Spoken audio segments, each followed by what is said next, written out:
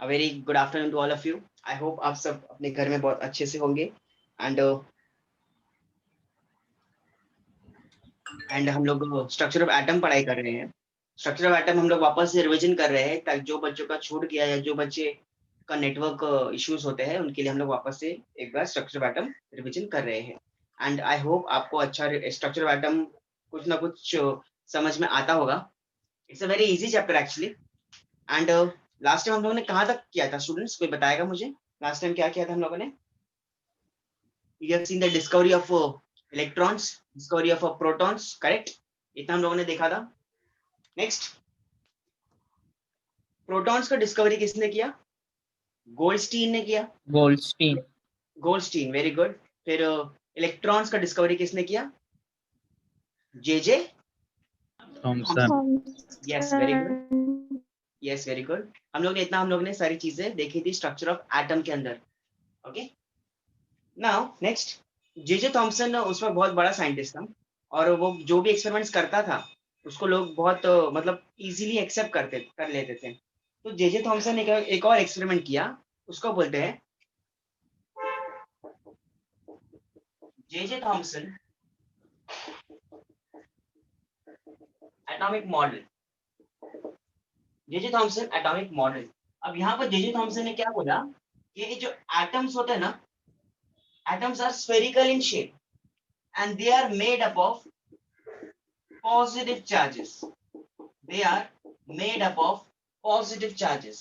Atom पूरा का पूरा स्फेरिकल शेप के अंदर है and they are made up of पूरा का पूरा positive charges. This is the ये जे थॉमसन का कहना था. ऐसा पूरा पॉजिटिव चार्ज का बना हुआ है और नेगेटिव चार्ज जो है वो थोड़े थोड़े जगह पे मतलब वहां पर प्रेजेंट है थोड़ा नेगेटिव चार्ज, और पॉजिटिव चार्ज पूरा स्फीयर में फैला हुआ है. तो जे थॉमसन का जो एक्सपेरिमेंट है ये वाला, इसको एक और नाम देते हैं. It is called as plum pudding model. This is called as plum pudding model. J Thomson का प्लम पुडिंग मॉडल. और वाटरमेलन मॉडल बोल सकते हैं इसको. वाटरमेलन आपको पता होगा, जो पॉजिटिव चार्ज है वो पूरा रेड कलर का है और उसमें जो ब्लैक सीड्स है वो नेगेटिव चार्जेस. तो ये इसने जे थॉमसन ने बोला. नेक्स्ट, यहाँ पर उसने बोला electrons are embedded. Electrons are embedded. Embedded का मतलब क्या होता है स्टूडेंट्स? एम्बेडेड बसे हुए उसके अंदर फिक्स है, फंसे हुए. Yes, electrons are embedded. Next, they are electrically neutral. Atoms are electrically neutral. Atoms are electrically neutral. Neither positive charge nor negative charge. Atoms are electrically neutral. तो ये जे थॉमसन का कहना था. तो कुछ हद तक एक्सपेरिमेंट सक्सेस हुआ, बट जैसे जैसे एक्सपेरिमेंट होते गए केमिस्ट्री और फिजिक्स के अंदर, वैसे वैसे ये एक्सपेरिमेंट जो है वो कुछ हद तक एक्सेप्ट हो रहा था और कुछ हद तक फेल भी हो रहा था. तो जे थॉमसन के एक्सपेरिमेंट को वहां पर रिजेक्ट किया गया. वो क्यों रिजेक्ट किया गया? आगे आया एक और scientist called as Rutherford. One scientist came called as Rutherford. ये आपको आई होप समझ गया होगा जे थॉमसन का एक्सपेरिमेंट. Yes sir. नेक्स्ट आया कौन? रदरफोर्ड. रदरफोर्ड का पूरा नाम है अर्नेस्ट रदरफोर्ड. इसने कौन सा एक्सपेरिमेंट किया? इसने किया alpha particle scattering experiment. Alpha particle scattering experiment. And he was very rich. Rutherford was very rich और उसका पूरा एक कंपनी था वो टाइम के अंदर रदरफोर्ड का, और बहुत बड़े बड़े एक्सपेरिमेंट्स करता था Rutherford because he was very rich. और जो भी इंस्ट्रूमेंट्स होते थे, जो उसकी कॉस्टिंग होते थे, वो बहुत मतलब जो बहुत एक्सपेंसिव होते थे. और वो उस वक्त साइंटिस्ट जो था रदरफोर्ड के पास बहुत सारे ऐसे एक्सपेंसिव इंस्ट्रूमेंट्स थे और वो रेडियो एक्टिव एलिमेंट्स के ऊपर रिसर्च करता था. तो when he was doing his research experiment, so some of his workers came. उसके कुछ वर्कर्स आए और उन्होंने क्या बोला कि जब हम लोग ने कोई भी पार्टिकल को हम लोग ने इजेक्ट किया, कुछ बम्बार्डमेंट किया, तो पार्टिकल बम्बार्डमेंट होने के बाद उसमें से कुछ रेस बाहर निकल रहे थे. और जब हम लोग ने उस रेस को एक शीट के अंदर से पास किया तो वो शीट के आर पार जा रहे थे।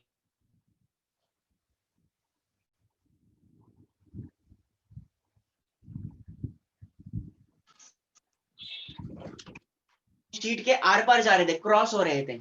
तो ऐसा क्यों हो रहा था? तो बहुत सारे लोग उनके पास आए, रदरफोर्ड के पास, and Rutherford was doing experiment on alpha, beta rays, gamma rays. तो ही डिड दिस एक्सपेरिमेंट। तो उसने एक्सपेरिमेंट को देखा, ऑब्जर्व किया। तो उस वक्त, उस जमाने में कोई एक्सपेरिमेंट इतना महंगा नहीं करता था, बट रदरफोर्ड के पास सारे इंस्ट्रूमेंट्स अवेलेबल थे। सो व्हाट ही डिड, मैं आपको उसका डायग्राम बताता हूँ।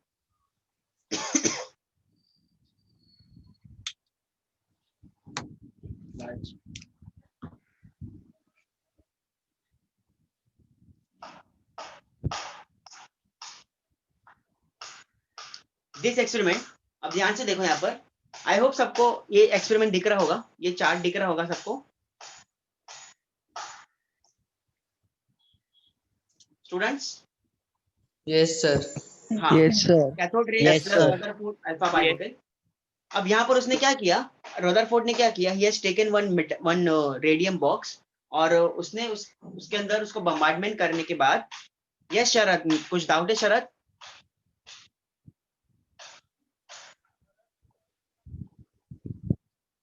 ओके, फिर उसने क्या किया, गोल्ड फॉइल लिया, और उसके आजू बाजू में उसने कर्व में, यू शेप में उसने जिंक सल्फाइड का स्क्रीन लगाया। So what he found is that, उसका ऑब्जर्वेशन क्या था, जब उसने रेडिएशन सोर्स को बम्बार्डमेंट किया, उसमें से कुछ अल्फा रेस निकलने लगी, और वो अल्फा रेस गोल्ड फॉइल को जाके टकरा रहे थे। तो उसका ऑब्जर्वेशन क्या था, किसका, रदरफोर्ड का, वाज दैट, उसका ऑब्जर्वेशन क्या था, what was his observation? First is 99.9% of alpha particle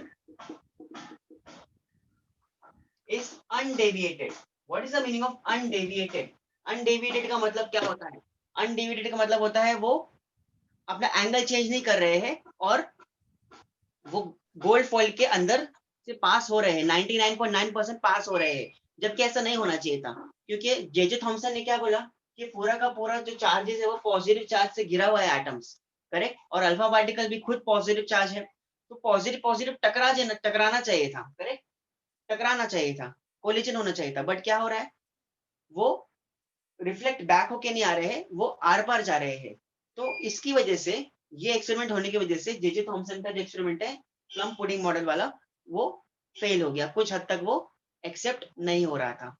that's why J Thomson experiment was failed. तो वहां पर रदरफोर्ड को फिर वहां पर उसको एक्सेप्ट किया गया। So what was his observation, 99.9% of alpha particle was undeviated, कुछ डेविएट नहीं हो रहे थे अपनी जगह से। Second observation was, some of them were deflected and some of them were deflected and reflected back. मतलब कुछ क्या हुए, डिफ्लेक्ट हुए फ्रॉम द एंगल, कुछ अलग जगह पर डायरेक्शन में चले गए, और कुछ रिफ्लेक्ट बैक हो गए। अब रिफ्लेक्ट बैक हुए, इसका मतलब क्या है, वो पॉजिटिव चार्ज की एकदम बराबर लाइन में आए रहेंगे, और वहां पर वो लोग ने क्या हो गया, रिफ्लेक्ट बैक हो गए, करेक्ट, और कुछ क्या हो गए, डिफ्लेक्ट हो गए। डिफ्लेक्ट मतलब वो अपना एंगल को चेंज कर दिए। ओके, तो वो इंडिकेट करता है कि वो पॉजिटिव चार्ज के अंदर कुछ कुछ जगह पर नेगेटिव चार्जेस भी प्रेजेंट है। तो this was the observation of, Rutherford. What was the next observation of Rutherford? Positive charge resides at a very small space. ये भी करेक्ट है, positive charge resides at a very small space. इसका मतलब क्या होता है स्टूडेंट्स? जे थॉमसन ने बोला था कि पॉजिटिव चार्ज पूरा फैला हुआ है, पूरा स्फीयर पे फैला हुआ है। अगर ऐसा होता तो ये जो रेस है, अल्फा रेस है, वो आर पार जाते ही नहीं, सारे के सारे रेस 99% रिफ्लेक्ट बैक हो जाते। तो इसका ऑब्जर्वेशन क्या था, पॉजिटिव चार्ज क्या है, वो पूरी जगह पे डिस्ट्रीब्यूट नहीं है, स्कैटर्ड नहीं है, वो एक पर्टिकुलर जगह पे ही प्रेजेंट है। ओके स्टूडेंट्स, ओके स्टूडेंट्स, तो ये सब क्या था, इसका ऑब्जर्वेशन था रदरफोर्ड का। What was his next observation?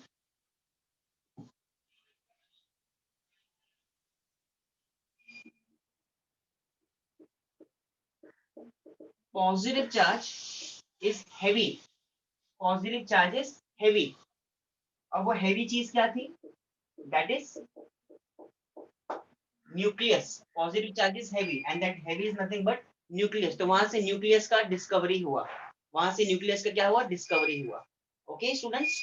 तो nucleus वहां से discover हुआ कि न्यूक्लियस क्या है? छोटा सी एटम से भी छोटा एक स्फेरिकल शेप का मॉलिक्यूल है और उसके अंदर पूरा पॉजिटिव चार्ज बिखरा हुआ नहीं है, उसमें कुछ जगह पे पॉजिटिव चार्जेस है. Okay, this was the experiment done by Rutherford और ये सब उसके observations. Next observation was number of protons is equal to number of electrons. जितने नंबर ऑफ प्रोटॉन्स होंगे उतने ही नंबर ऑफ इलेक्ट्रॉन्स भी प्रेजेंट होंगे. ये सब इसके ऑब्जर्वेशन थे रदरफोर्ड के. Second,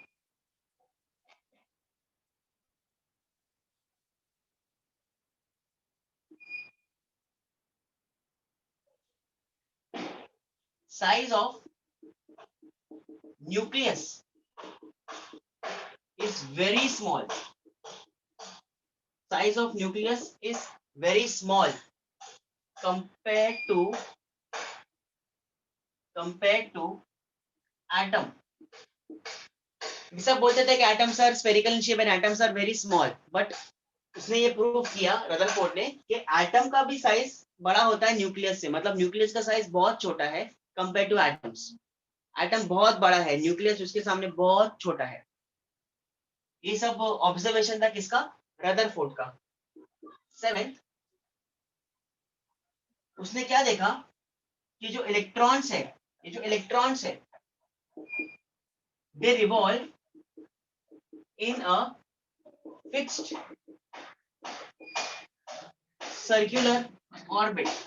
They revolve around, electrons revolve in a fixed circular orbit. ये सब ऑब्जर्वेशन थे किसके? ये सब ऑब्जर्वेशन थे रदरफोर्ड के. That's it. Only 7 observations was seen by the Rutherford.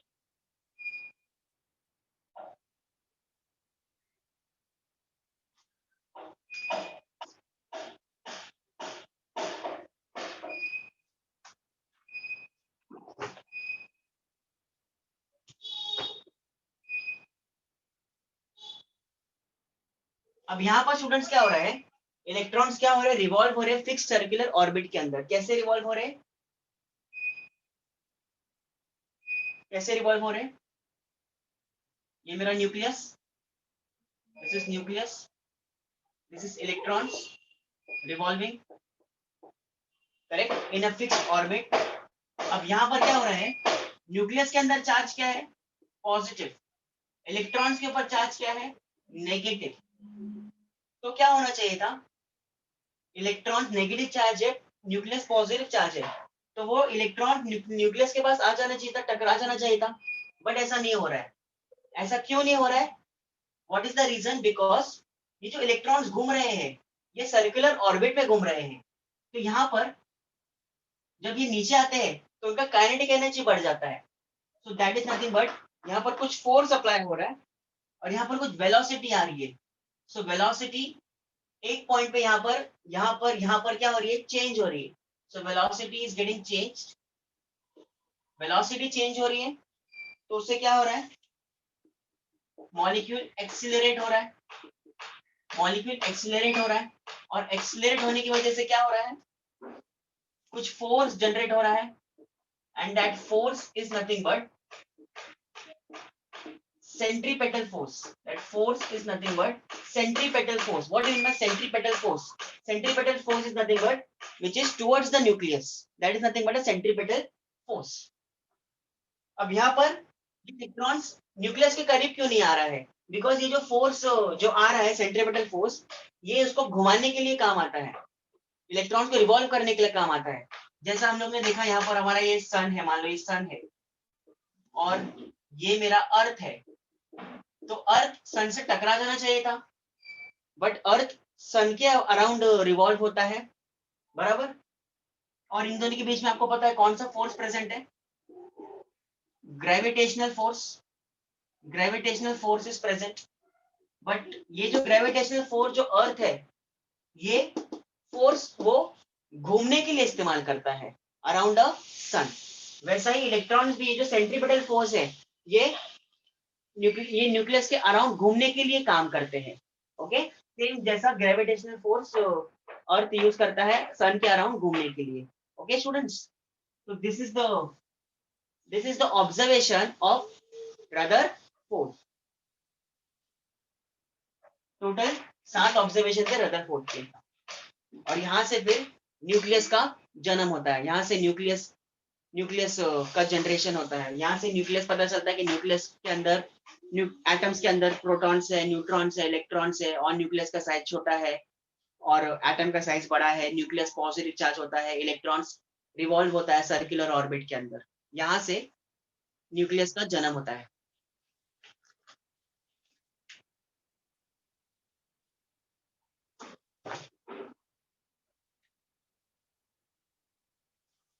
Do you have any doubt students? कुछ डाउट है तो पूछो आप। Hello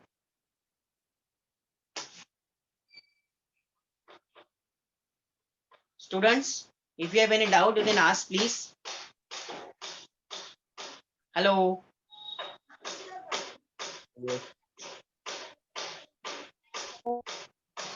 Yes, sir. Yes, sir. चलो हो गया लिख के? ये तो आपको पता होगा नहीं सब, स्क्रीनशॉट ले लो।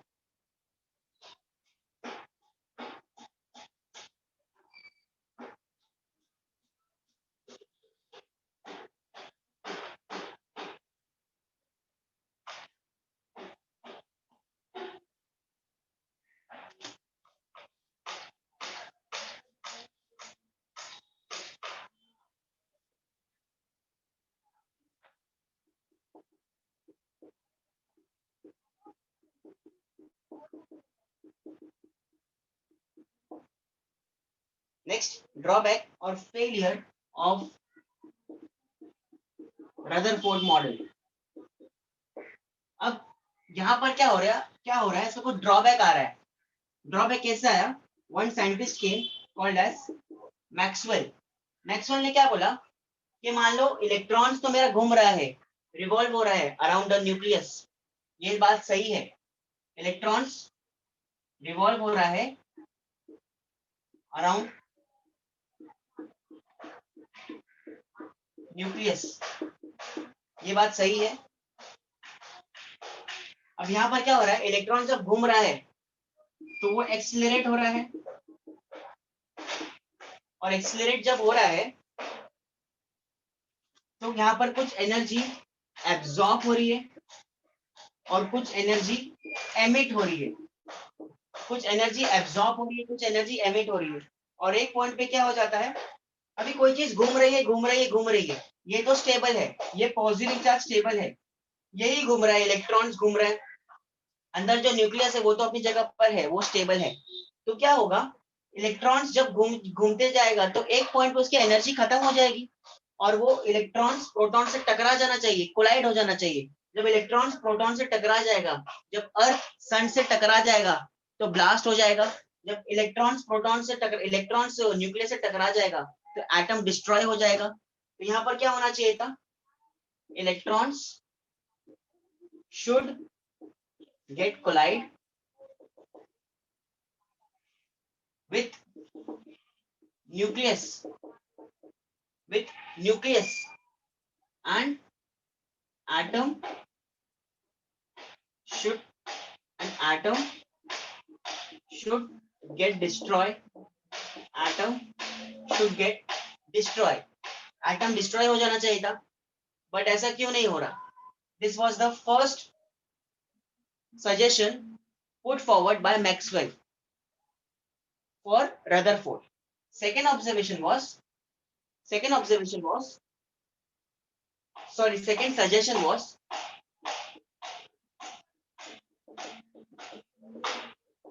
he cannot explain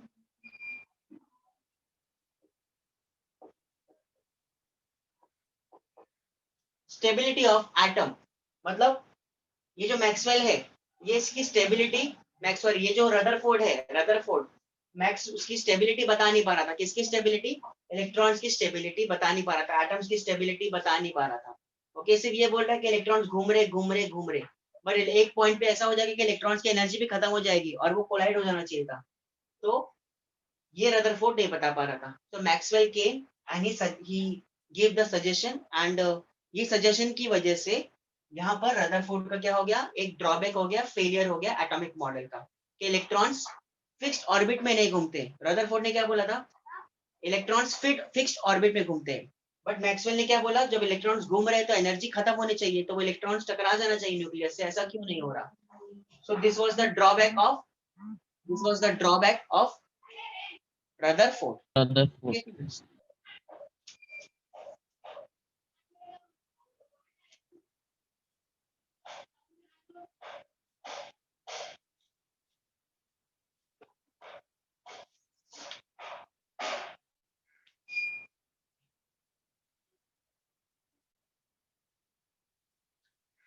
Okay, next.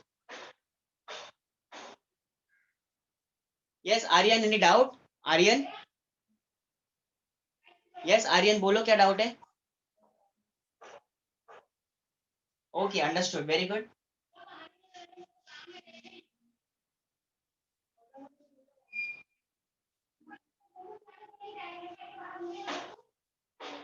Next, ध्यान से देखो students. So Maxwell came and Maxwell ने ये सारी चीजें बताई. फिर मैक्सवेल और नेल बोर ने साथ में मिलके क्या किया? उन्होंने कुछ एक्सपेरिमेंट्स कंडक्ट किए. उन्होंने फिर से कुछ एक्सपेरिमेंट्स कंडक्ट किए नेल बोर ने आके. बोर पे सबसे पहले जो आया वो कौन था? डाल्टन. फिर उसके बाद कौन आया? J Thomson. फिर गोल्डस्टीन के बाद कौन आया? जे थॉमसन वापस से. फिर रदरफोर्ड को गलत साबित करने के लिए कौन आया? मैक्सवेल. फिर मैक्सवेल के बाद मैक्सवेल और साथ में कौन आया? Niels Bohr. ओके स्टूडेंट्स, अब यहाँ पर क्या हो रहा है? इतना हम लोगों ने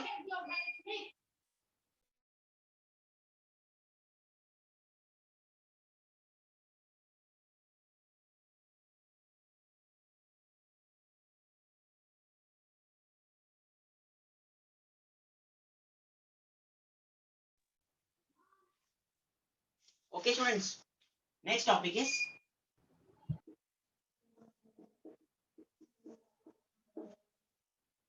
isotopes.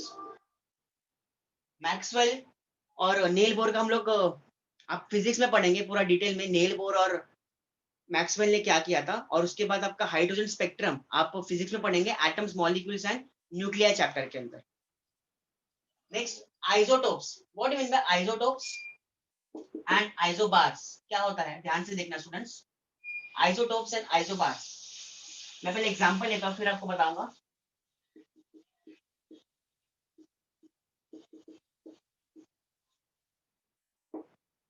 So what are isotopes? आपको ये दिख रहा है 1 1 1, ये 1 2 and 3. So this is the representation. X is any atom. Yes Hardik, electrons की वेलोसिटी चेंज होती है, हर एक पोजीशन पे चेंज होती है. ये सर्कुलर ऑर्बिट है, यहाँ पर चेंज होगी, यहाँ पर चेंज होगी, यहाँ पर चेंज होगी. तभी तो वो फोर्स आ रहा है, सेंट्रीपिटल फोर्स. हर पॉइंट के ऊपर उसकी वेलोसिटी चेंज होगी इलेक्ट्रॉन्स की. Okay, X is in any atom, Z is the atomic number, A is the mass number. Z is the atomic number, A is the mass number. Okay, nuclide and nucleide one and the same. Nucleus one and the same. nucleide क्यों बोलते हैं? Because nuclide के अंदर protons और neutrons को combine करके बोलते हैं न्यूक्लियाइड या न्यूक्लियॉन्स. ऐसा, nuclide and nucleons one and the same. Protons and neutrons nucleus के अंदर प्रेजेंट होते हैं, इसलिए इसको बोलते हैं न्यूक्लियाइड या न्यूक्लियॉन्स. What are isotopes? अब ध्यान से देखो, ये जो मेरा है X है, सॉरी ये मेरा Z है और ये मेरा A है. So Z is the atomic number, A is the mass number. So what is isotopes? Isotopes are nothing but atoms of the same element having same atomic number but different mass number. atoms of the same element, hydrogen, hydrogen, hydrogen, atoms of the same element having same atomic number but different atomic mass number are called isotopes. वापस से देखो, atoms of the same element having same atomic number but different atomic mass number are called isotopes. Next, isobars. Example,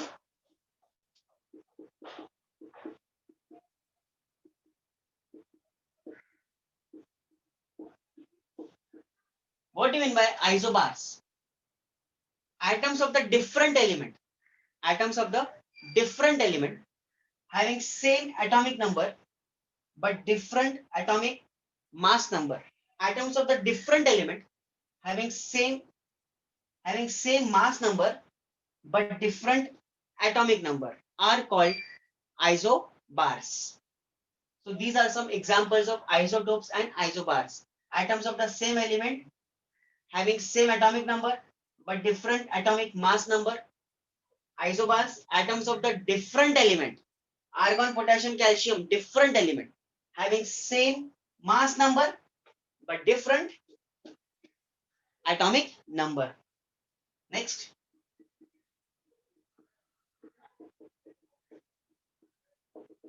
isotones. What do you mean by isotones? Isotones क्या होता है? Example.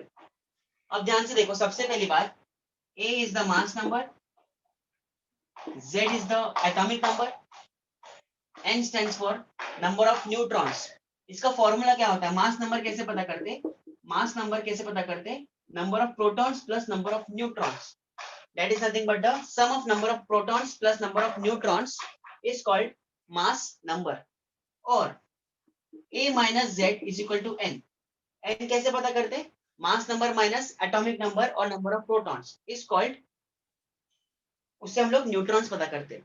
अब यहाँ पर A is the mass number, Z is the atomic number और number of protons और electrons. Atomic number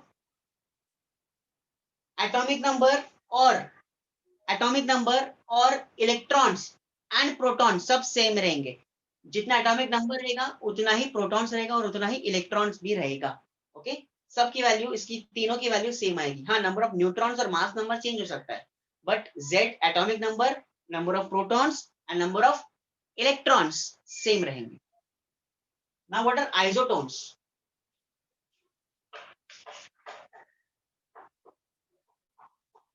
What are isotones? Example, boron and carbon. Boron and carbon की बात लेता हूं मैं. अब यहां पर अगर आप बात करें, इसमें इसका मास नंबर कितना है?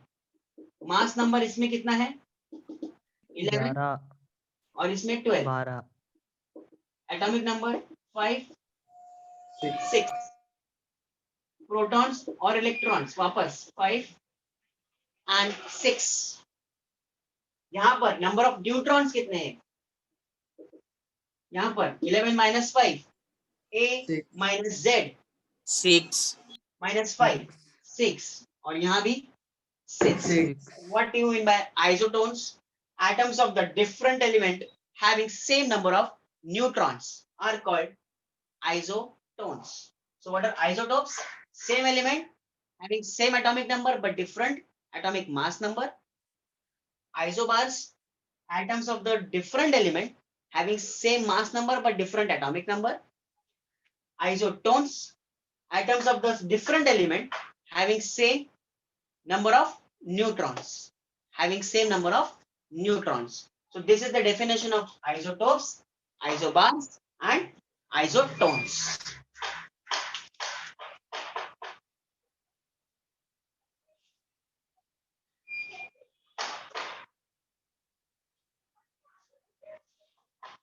आई होप आपको ये 3 पूरा अच्छे से समझ में आ गया होगा स्टूडेंट्स.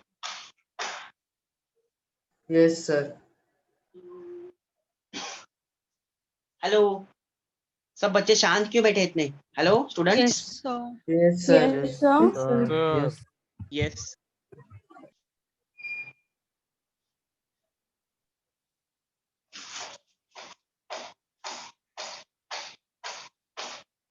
Next.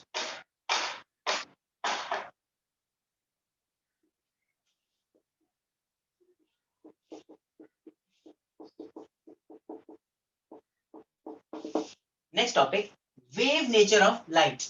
अब यहाँ पर लाइट जो है वो दो फॉर्म में होते हैं, एक होता है पार्टिकल फॉर्म और दूसरा होता है वेव फॉर्म।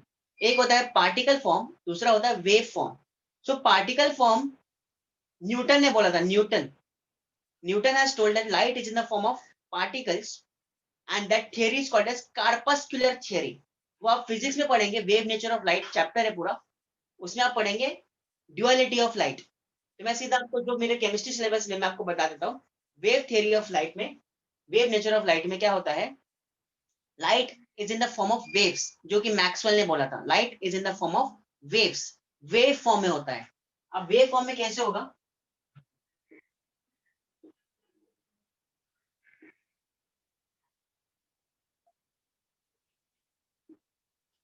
ऐसा कुछ, दिस इज द वेव।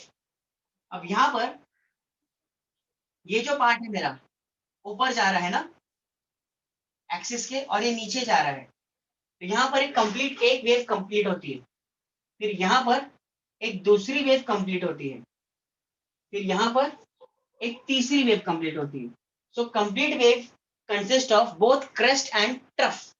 तो ऊपर का जो पार्ट है this is called as crest, axis के ऊपर वाले पार्ट को बोलते हैं क्रेस्ट, इसको बोलते हैं trough. Now what is the distance between these to,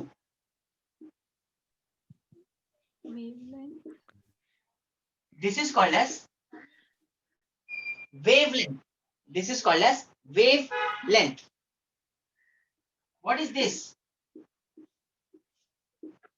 this is called as amplitude, this is called as amplitude. So what is the definition of amplitude, the height of crest or depth of trough is called amplitude, the height of crest or depth of trough is called amplitude. What is wavelength, the distance between the two crests or two trough, the distance between the two crests or two trough is called wavelength, the distance between the two crests or two trough is called wavelength. What do you mean by frequency, what is the definition of frequency, students? Number of wave passed through a point. The number of waves passing through a point or through a reference point in 1 second. एक point में कितनी number of waves पास हो रही है, that is nothing but the frequency.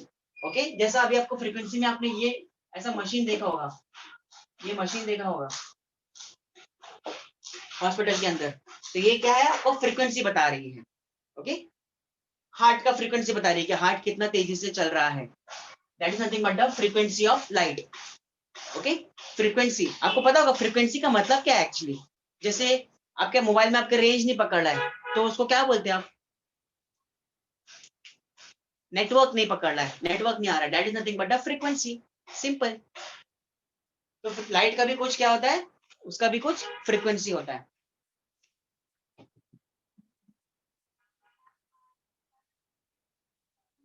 Next, this was wavelength, amplitude, frequency. What is wave number,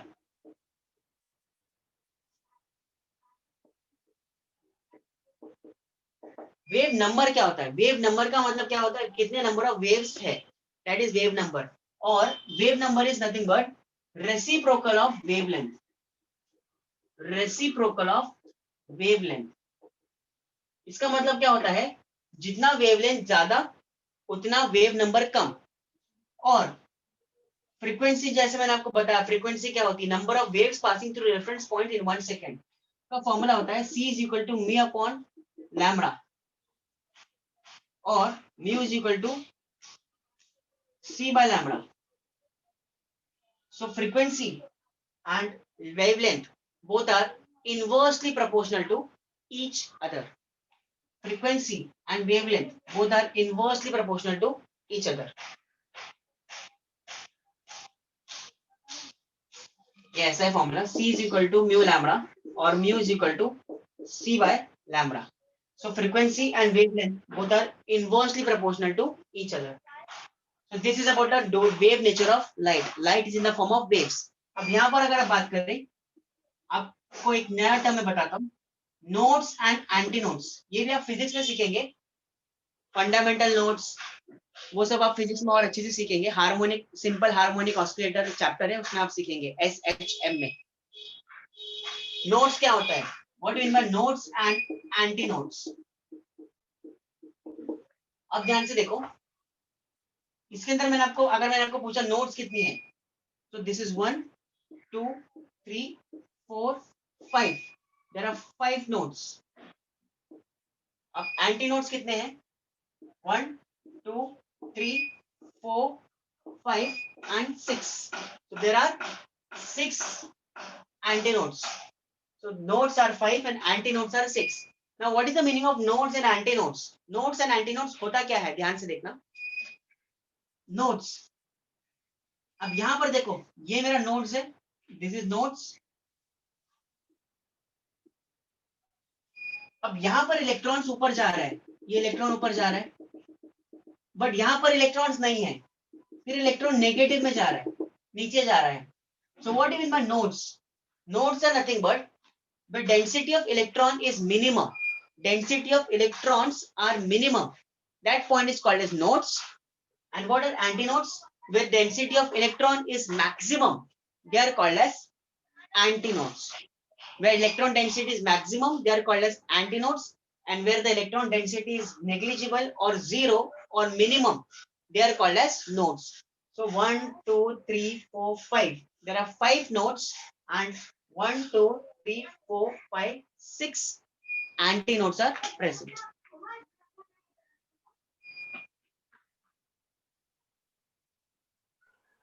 Sir, please re-explain antinodes. अच्छा, what in my nodes and antinodes? Antinodes क्या होता है, जहां पर इलेक्ट्रॉन्स बहुत ज्यादा मात्रा में होते हैं. देखो ना, ऊपर ये लाइन ऊपर जा रही है, मतलब ये क्या है, ये ऐसा इलेक्ट्रॉन्स है, ऐसा डॉट डॉट है, इलेक्ट्रॉन्स ऐसा जा रहे हैं. Light is nothing but electrons, correct. तो ऐसे इलेक्ट्रॉन्स ऊपर जा रहे हैं, फिर इलेक्ट्रॉन्स नीचे. तो नोड्स क्या होता है, ये दिख रहा है आपको, ये part, this is nodes, crest वाला और ट्रफ वाला. सो what is nodes? Where electron density is maximum, electron की डेंसिटी जहां पर बहुत सारी होती है, उस पॉइंट को बोलते हैं एंटीनोड्स. और जहां पर इलेक्ट्रॉन की डेंसिटी जीरो होती है, उस पॉइंट को बोलते हैं नोड्स.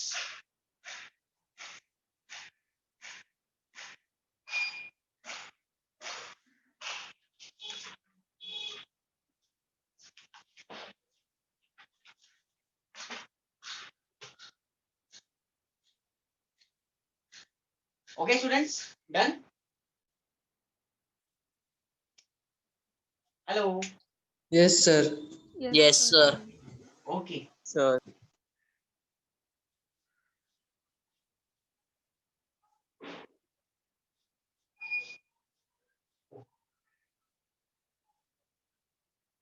Next.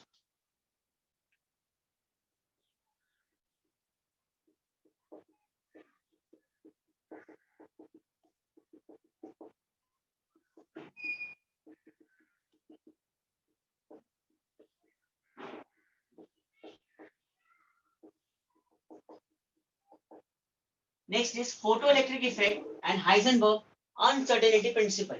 I hope आपको photoelectric effect मैंने कुछ बताया होगा. वापस से देखो, photoelectric effect क्या होता है. Photo means light,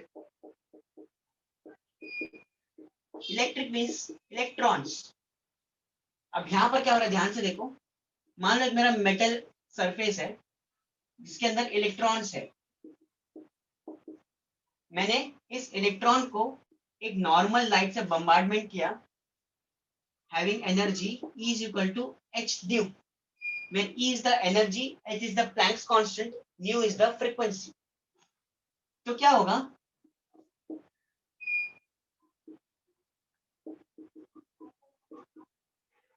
ये इलेक्ट्रॉन्स को मेटल सरफेस से इलेक्ट्रॉन्स को इजेक्ट करेगा, ये वाला रेस जो हम लोग ने लाइट इसके ऊपर बम्बार्डमेंट किया है, और उसको खींच के निकाल देगा from the metal surface. So this is nothing but a photoelectric effect. What is photoelectric effect? the ejection of electrons or the emission of electrons from the metal surface, by bombardment with the light having energy E is equal to h mu, that is nothing but photoelectric effect. और जब electrons eject होंगे तो that potential energy of electron will be getting converted into kinetic energy, that is half mv square.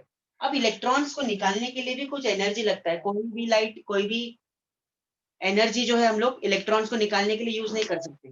तो जो light हम लोग use कर रहे हैं वो भी क्या होना चाहिए, एक पर्टिकुलर एनर्जी होना चाहिए उसके अंदर. ओके, तो इलेक्ट्रॉन्स को जब बम्बार्डमेंट होगा, इलेक्ट्रॉन्स के ऊपर जब बम्बार्डमेंट होगा और जब वो इलेक्ट्रॉन्स को खींच के निकालेगा, लाइट जब इलेक्ट्रॉन्स को खींच के निकालेगा, तो इलेक्ट्रॉन्स को खींचने के लिए जो एनर्जी लगेगी, that energy is nothing but threshold energy. So what is threshold energy? अब एग्जांपल, आप पढ़ाई तो कर रहे हो, 8th का बच्चा ही पढ़ाई कर रहा है, सब बच्चे पढ़ाई कर रहे हैं, एक्चुअली सब पढ़ाई कर रहे हैं, बट फर्स्ट कौन आता है? फर्स्ट कुछ बच्चे ही आते हैं, फर्स्ट सेकंड कुछ बच्चे ही आते हैं, सब लोग फर्स्ट सेकंड नहीं आते. Correct?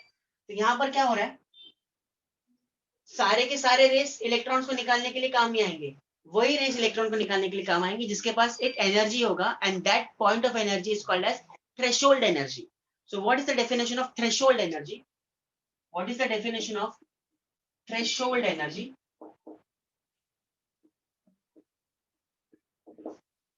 The minimum amount of energy required to remove the electrons or to eject the electrons from the metal surface. Electrons को eject करने के लिए जो energy लग रही है, that energy is nothing but threshold energy. So वहां पर हर लाइट के अंदर कुछ एक एनर्जी, पर्टिकुलर एनर्जी होना चाहिए. इलेक्ट्रॉन्स को तो बम्बार्डमेंट कर देगी, बट इलेक्ट्रॉन्स को निकालने के लिए, मेटल सरफेस से खींचने के लिए एनर्जी होना चाहिए उसके पास, सफिशिएंट अमाउंट ऑफ एनर्जी होना चाहिए इलेक्ट्रॉन्स को खींच के निकालने के लिए, and that energy is called as threshold energy. और अगर लाइट के पास एक मिनिमम थ्रेशोल्ड एनर्जी नहीं होगी तो इलेक्ट्रॉन्स इजेक्ट होंगे ही नहीं मेटल सरफेस से, इलेक्ट्रॉन्स बाहर निकलेंगे नहीं मेटल सरफेस से, इजेक्ट नहीं होंगे. That is the meaning of threshold energy. So what is threshold energy? The minimum amount of energy required to eject the electrons from the metal surface. That is nothing but the definition of threshold energy. And what is photoelectric effect? What is photoelectric effect? The energy required to remove the electron from the metal surface by using light having E is equal to h nu energy. This is the photoelectric effect. Photo means light, electric means electrons.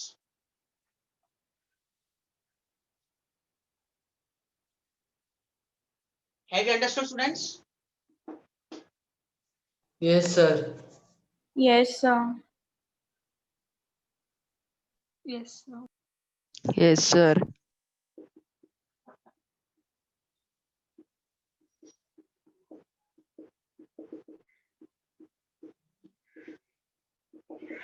Next, Heisenberg uncertainty principle. What Heisenberg says that, Heisenberg ने क्या बोला था, कोई बताएगा मुझे? What Heisenberg has said?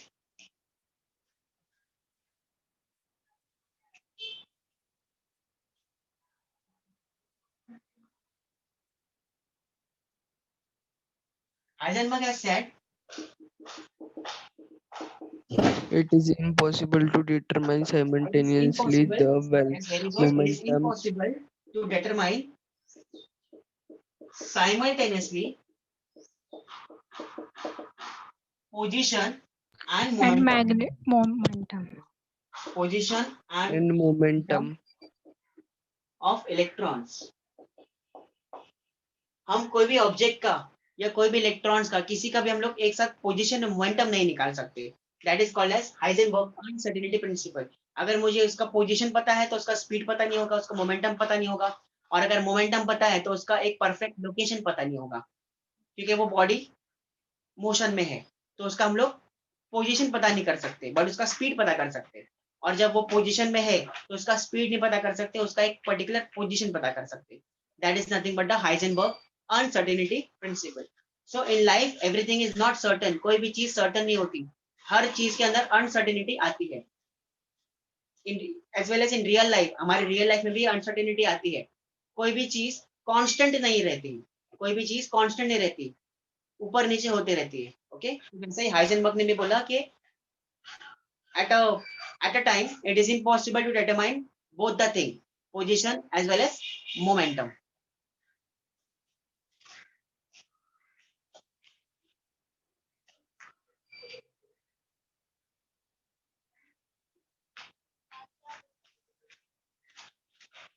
Done student, समझा आपको Heisenberg consistent principle? Yes, Yes, sir. sir.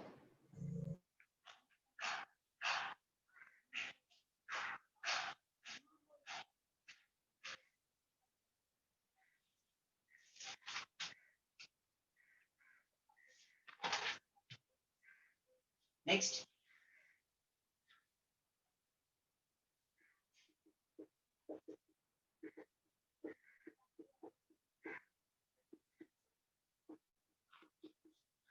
ये तो आपको सबको आता होगा, I hope so. Concept of shell, sub shells, ये सब आता होगा students? Shell, sub shells, Yes, sir. Yes, sir. Okay. Quantum numbers हम लोग को पता है, क्वांटम नंबर्स कितने होते हैं students? Total 4 Four. Quantum numbers होते हैं। 4. Principal Yes. quantum number. Principal, azimuthal, Magnetic, Azimuthal. magnetic azimuthal, and spin. spin Spin quantum। quantum. Spin. Yes, yes। मुझे बताओ शेल्स बड़ा है कि सब शेल्स बड़ा है? Shells. शेल्स बड़ा है। और Shell. शेल्स के अंदर कौन होता है? Subshell. Subshell. शेल्स के अंदर कौन होता है? Subshells. Orbitals. Electron. Electrons. Electrons present होते हैं। यस, आप सबको पता है शेल्स को हम लोग डिनोट किससे करते हैं? By letter K, L, M, M. N. N is nothing but 1, 2, 3 and 4. Subshells S, SP, SP. SPD. SPD, SPDF. SP, DF। इसमें L का वैल्यू, L का वैल्यू S के लिए क्या होता है? 0, P के लिए 1, D के लिए 1, 2, 2, 3. 3. यहाँ पर क्या आएगा? 0, 0, 1, 0, 1, 2, 0, 1, 2, 3। So this is nothing but the concept of shells and subshells मैंने आपको बताया था। इसमें नंबर ऑफ सबशेल कितने हैं? 1। कैसे पता चला? एक सबशेल है ना S वाला, इसमें नंबर ऑफ सबशेल कितने हैं? 2। 2. इसमें नंबर ऑफ सबशेल कितने हैं? 3. 3। इसमें नंबर ऑफ सबशेल कितने हैं? 4. 4. कुछ बच्चों को अभी तक कंफ्यूजन है कि शेल, सबशेल्स, ऑर्बिटल्स क्या होते हैं। वापस देखो, ये मेरा शेल्स है, ये मेरा सबशेल्स है। अब यहाँ पर आपको पता है कि हम लोग ने जब क्वांटम नंबर्स पढ़ा था, तो क्वांटम नंबर्स में प्रिंसिपल क्वांटम नंबर हमें इंफॉर्मेशन देता है about number of shells and number of electrons to which shell belongs, मतलब कौन सा इलेक्ट्रॉन्स कौन से शेल से बिलोंग करता है, ये इंफॉर्मेशन हमें प्रिंसिपल क्वांटम नंबर से मिलती है कि फर्स्ट शेल में 2 इलेक्ट्रॉन, सेकंड में 8, फिर 18, 32, ऐसे शेल्स के बारे में हमें इंफॉर्मेशन मिलती है। Next, azimuthal quantum number. Azimuthal quantum number से हमें इंफॉर्मेशन मिलती है अबाउट नंबर ऑफ सब शेल्स, अबाउट नंबर ऑफ सब शेल्स के बारे में इंफॉर्मेशन मिलती है हमें अजीमुथल क्वांटम नंबर से। अजीमुथल क्वांटम नंबर में हमें एस का कितना होता है सबशेल? एक सबशेल आते हैं। पी में कितना होता है स्टूडेंट्स?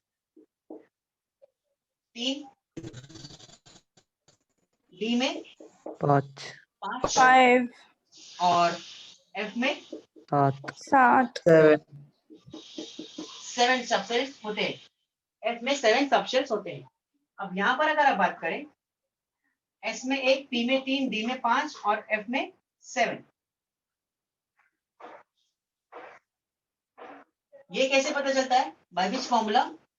2l plus 1। अब यहाँ पर s का वैल्यू 0 है, यहाँ पर 2 into 0 प्लस 1 कितना हो गया? 1। And 1 is nothing but s। अब यहाँ पर p के लिए वैल्यू क्या है? 1। तो 2 into 1 प्लस 1, 2 into 1 2 प्लस 1 3। सो p का 3 सबशेल। वैसे ही अगर आप यहाँ पर 2 पुट करोगे तो 2 2 जा 4 प्लस 1 5, तो डी का 5, एफ का 2 into 3 plus 1, 3 2 जा 6 plus 1 7. So how many are there total? S P D F 1 3 5 and 7. अब आपको बोला जाए, हम लोग का एक टेक्स्ट बुक का क्वेश्चन था students, if n is equal to 3, then how many electrons, how many subshells and how many orbitals are present? How many electrons, subshells and how many orbitals are present? अब ऐसा question है तो कैसा करेंगे, ध्यान से देखना। n का वैल्यू 3 है, अब n का वैल्यू 3, ये 3, इसमें कौन कौन आ रहा है? SPD। अब इसमें इलेक्ट्रॉन्स कितने रहेंगे, ध्यान से देखना। एक शेल में कितने इलेक्ट्रॉन्स होते हैं? 2। 2. p में 1 2 3 6 4 5 6, इसमें 2, इसमें 6, इसमें 10 एंड इसमें 14। तो यहाँ पर इलेक्ट्रॉन्स टोटल कितने होंगे? n का वैल्यू जब 3 होगा तो s में 2, p में 6, d में 10, कितने हो गए? 18 इलेक्ट्रॉन्स। 6 plus 2 8 plus 10 18। सबशेल्स कितने होंगे स्टूडेंट? सबशेल्स कितने होंगे? कितने सबशेल है टोटल? 3 सबशेल है। कौन से 3? 1 2 SPD 3 SPD, तो 3 सबशेल। नेक्स्ट, ऑर्बिटल्स कितने हैं? ध्यान से देखो, s में कितना ऑर्बिटल है?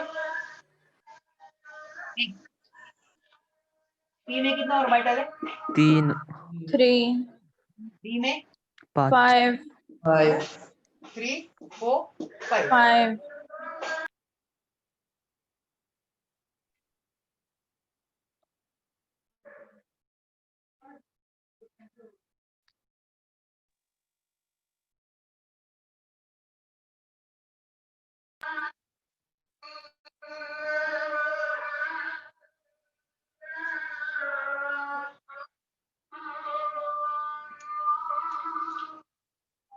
तो s में 1, p में 3, d में 5, कितना हो गया टोटल?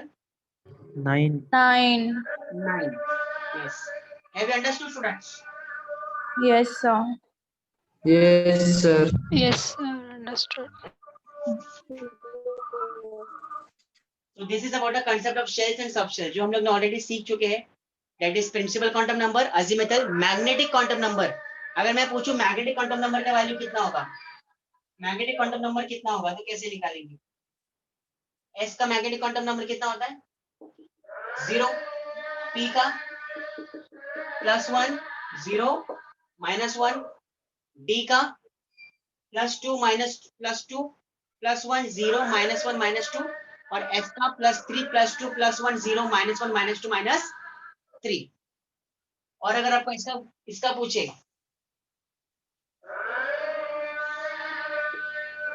ये D2 सिस्टम है, 4D2। यहाँ पर आपको प्रिंसिपल, अजीमुथल, मैग्नेटिक और स्पिन चारों पूछ रहे हैं, तो कैसे निकालेंगे? 4D2।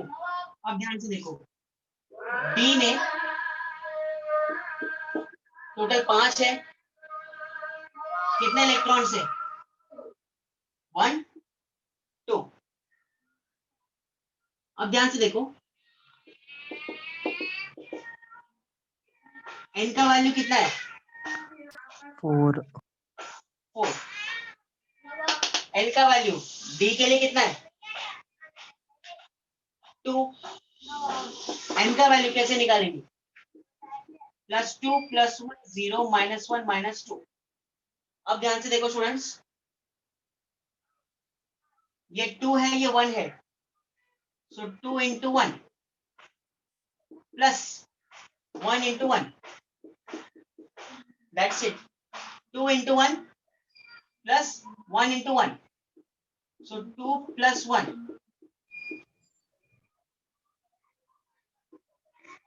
3 अब स्पिन कैसे निकालेंगे, एस कैसे निकालेंगे? ऐसा रहेगा तो क्या होता है, इलेक्ट्रॉन्स क्लॉकवाइज, और ऐसा रहेगा तो एंटी क्लॉकवाइज। इसका स्पिन प्लस हाफ, इसका स्पिन -1. Minus half. तो ये को दोनों ऐसा है, तो this is plus half, this is also plus half, तो एक। प्लस हाफ कितना हो One. गया, 1 हो गया, यस, तो 1। So this is nothing but the all 4 quantum numbers: principal, azimuthal, magnetic and spin quantum numbers. I hope students आपको ये कंसेप्ट समझ गया होगा पूरा डिटेल में कि नंबर ऑफ शेल्स कैसे निकालते हैं, सब शेल्स कैसे निकालते हैं, ऑर्बिटल्स कैसे निकालते हैं, प्रिंसिपल क्वांटम नंबर कैसे निकालते हैं, अजीमुथल कैसे निकालते हैं, मैग्नेटिक कैसे निकालते हैं और स्पिन कैसे निकालते हैं। आई होप आपको समझ गया होगा सबको स्टूडेंट्स। Yes, sir. ओके, किसी को भी अबव प्रिंसिपल में कुछ डाउट है क्या? इलेक्ट्रॉनिक कॉन्फ़िगरेशन कैसे लिखते हैं, अबव प्रिंसिपल में कुछ डाउट है, हंस रूल में कुछ डाउट है, पॉली एक्सक्लूजन प्रिंसिपल में कुछ डाउट है, तो अपना हाथ उठाए, just raise your hands if you have any doubt in Aufbau principle, electronic configuration, Hund's rule.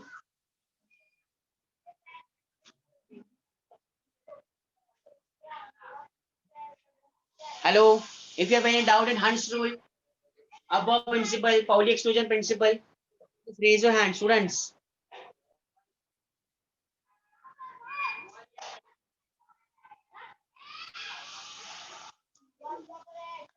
सबको समझ गया था above principle last time? Hello, Yes, sir. Yes, sir. मतलब आपको इलेक्ट्रॉनिक कॉन्फ़िगरेशन में कुछ भी डाउट नहीं है, सबको आता है इलेक्ट्रॉनिक कॉन्फ़िगरेशन लिखने के लिए, सबको?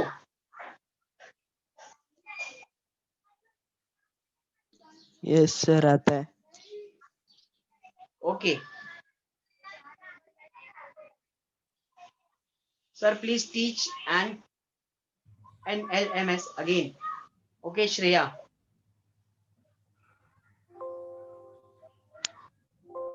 Shreya principal quantum number. और किसी को कुछ डाउट है क्या? अबव प्रिंसिपल में कुछ डाउट है किसी को? अबव प्रिंसिपल किसी को नहीं है, पाउली में किसी को भी नहीं है। और हम लोग ने last time students question solve किए थे क्या टेक्स्ट बुक के पीछे के? Yes, sir. Yes, sir. के पीछे के पूरे क्वेश्चन सॉल्व हो गए थे हमारे?